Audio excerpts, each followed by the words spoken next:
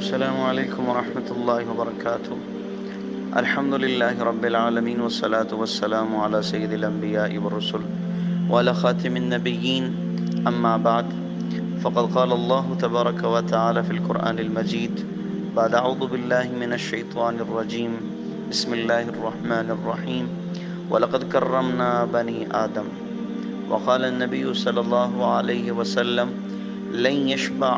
المؤمن من خیر حتى يكون منتهاه الجنہ او كما قال النبی صلی اللہ علیہ وسلم۔ اللہ رب العزت نے انسان کو تخلیق کیا اور اس کو تکریم بخشی کہ اللہ رب العزت نے نور سے فرشتوں کو بنایا، آگ سے جنات کو بنایا، لیکن اللہ رب العزت نے ان کو اپنے ہاتھ سے نہیں بنایا، لیکن انسان کا چہرہ اللہ رب العزت نے اپنے ہاتھ سے بنایا۔ قرآن پاک میں اللہ رب العزت نے ابلیس سے پوچھا کہ تجھے کس چیز نے روکا کہ تو نے انسان کو سجدہ نہ کیا، اس کو جس کا چہرہ میں نے اپنے ہاتھ سے بنایا۔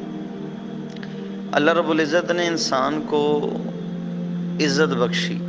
فرشتوں سے اس کو سجدہ کروایا۔ کیونکہ اس سے پہلے فرشتے بھی تخلیق ہو چکے تھے، جو ایک لطیف مخلوق ہے، اور اس سے پہلے جنات بھی تخلیق ہو چکے تھے۔ فرشتوں کے اندر شہوانی مادہ نہیں رکھا تو انہوں نے برائی کی طرف ان کی طبیعت ہی نہیں تھی، امتحان نہیں بن رہا تھا۔ دوسری طرف جو جنات تھے ان کے اندر شہوانیت کا اور شیطانیت کا مادہ غالب تھا، لہذا وہاں پر بھی نہیں پوری طرح وہ امتحان بن رہا تھا۔ پھر اللہ رب العزت نے ان کے بیچ کی مخلوق کو پیدا کیا، اور اللہ رب العزت نے اس کے اندر خیر بھی رکھی، شر بھی رکھی۔ اس کے اندر اللہ رب العزت نے شہوانیت بھی رکھی، اللہ رب العزت نے چاہت کا مادہ بھی اس کے اندر پیدا کیا، اور اللہ رب العزت نے اس میں بننے کا بھی مادہ پیدا کیا، اور اللہ رب العزت نے پھر اس تک اس بات کو پہنچایا کہ اس کو سمجھایا فَأَلْهَمَهَا فُجُورَهَا وَتَقْوَاهَا، تقوی کی صلاحیت بھی اس کے اندر رکھی، اور برائی کو سمجھنے کی بھی صلاحیت اس کے اندر رکھی، اور دونوں طرح کے مادے اس کے اندر پیدا کیے۔ اب انسان اپنے ماحول سے سیکھتا ہے، اس کے ارد گرد کا ماحول اگر اچھا ہوگا تو ظاہری بات ہے کہ وہ اچھی بات سیکھے گا، اچھی بات پر عمل کرے گا، روحانیت اس کو ملے گی۔ اگر کوئی بڑے سے بڑا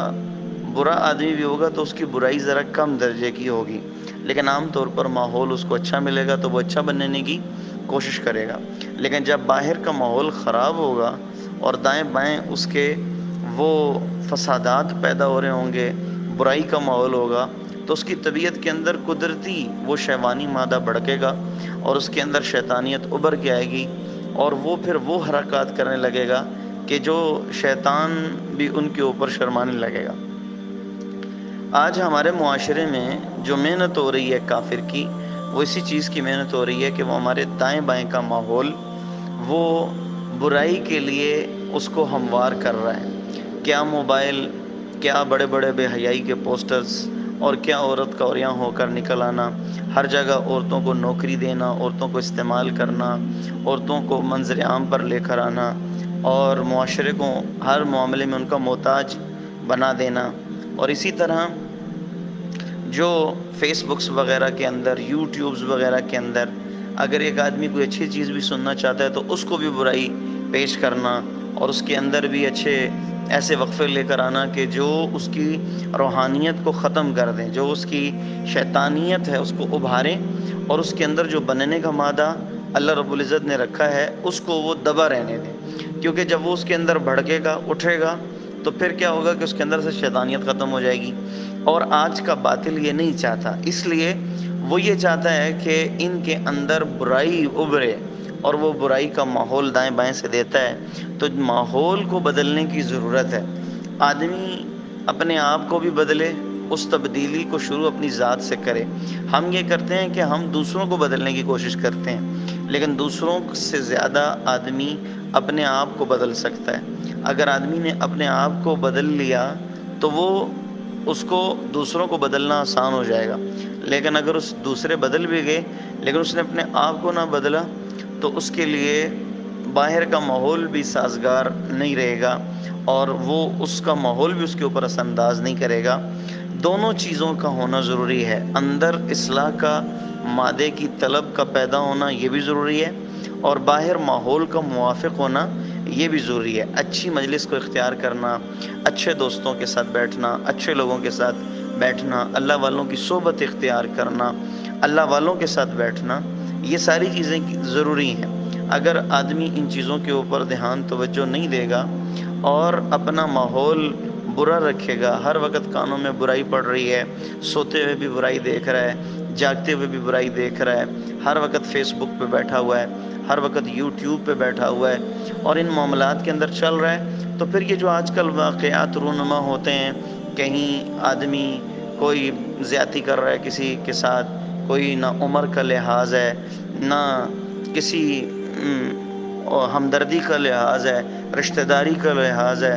مروت لوگوں کے اندر ختم ہو گئی ہے، ایک دوسرے کا ادب و احترام ختم ہو گیا ہے، دنیا نے دلوں کے اوپر وہ سحر کر دیا ہے اور وہ چھا گئی ہے۔ یہ سارے کے سارے معاملات کیوں ہیں؟ آج ہمارے اندر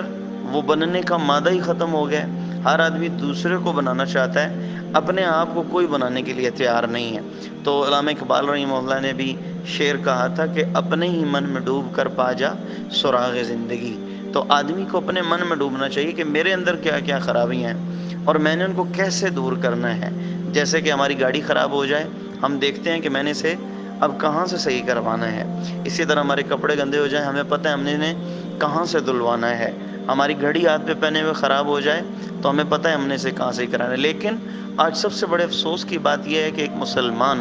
اس کا دل وہ گدلا ہو چکا ہے، برائی کے اندر پڑ چکا ہے، لیکن اس کو یہ